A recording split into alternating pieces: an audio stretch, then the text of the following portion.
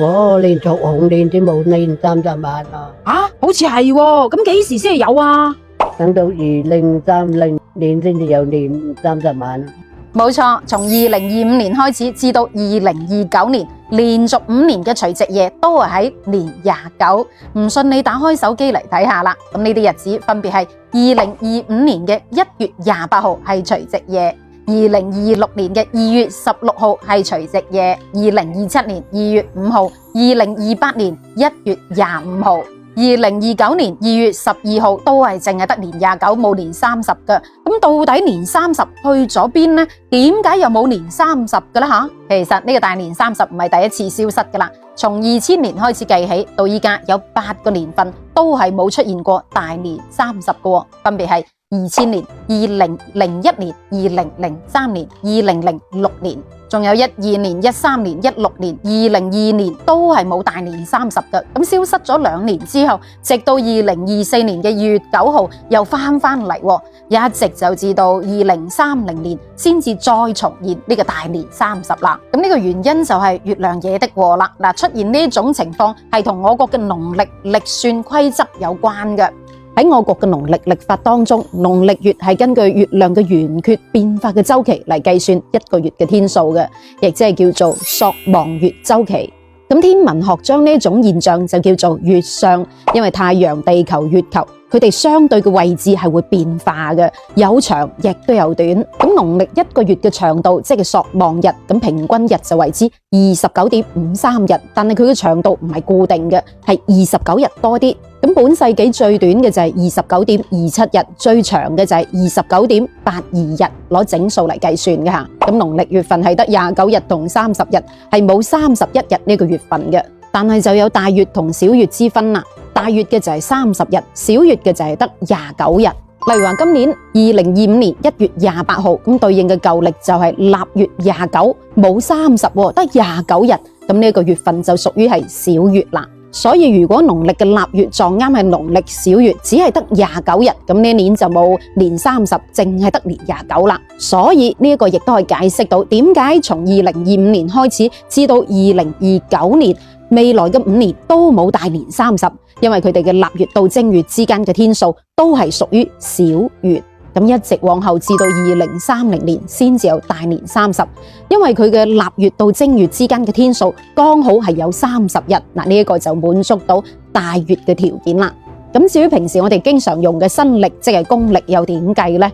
呢一個同農曆就有差異咯。有句俗語係咁講嘅：1357 80臘，31天永不差。呢度講嘅就係陽曆嘅月份天數，即係話1月、3月、5月、7月、8月、10月，仲有12月。呢啲月份都係有31日嘅。咁呢一個亦都係屬於陽曆嘅大月。咁而陽曆嘅小月就係有30日嘅，即係4月啊、6月啊、9月，仲有11月。呢啲月份都係有30日嘅。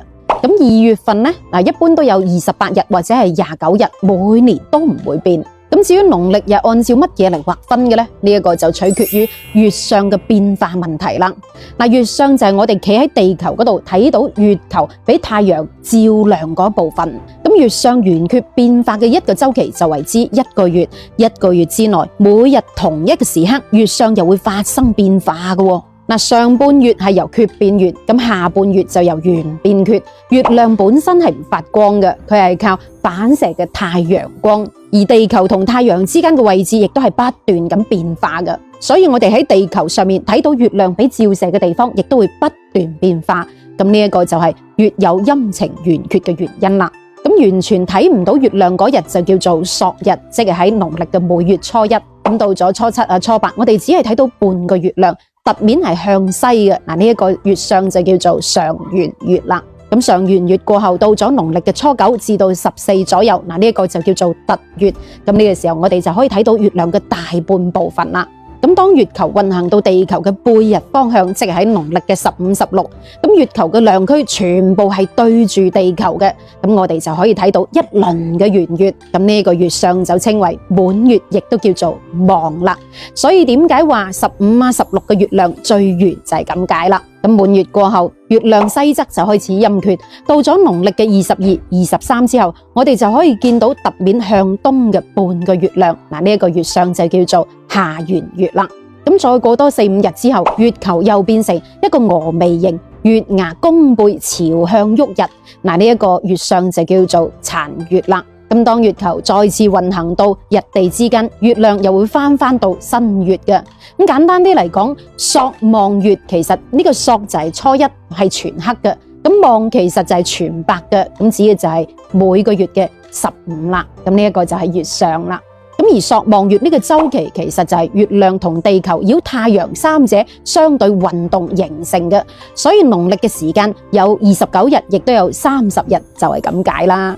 咁當然啦，無論係得年29定係有年30都好，都記得老人話齋，有錢冇錢都要返屋企過年，一家人團圓幸福安康過大年先至係最重要㗎嘛。祝大家人月兩團圓。